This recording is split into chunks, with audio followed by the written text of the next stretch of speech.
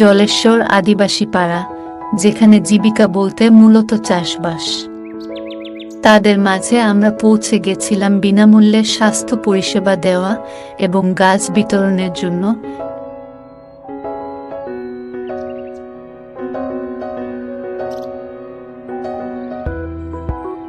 একদিকে সম্পূর্ণ বিনা ব্যয়ে স্বাস্থ্য পরিষেবা শিবির, অন্যদিকে প্রকৃতির খামখেয়ালি পানা ও প্রাকৃতিক দুর্যোগ মোকাবিলায় গাছ বিতরণ অনুষ্ঠান পরিচালিত হয়।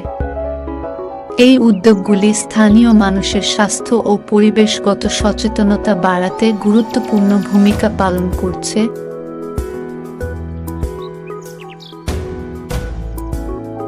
পরিচালনায় শ্রী শ্রী শান্তিহরি গুরুচাঁদ মতুয়া ফাউন্ডেশন, সহযোগিতায় শিবাঙ্গী হসপিটাল।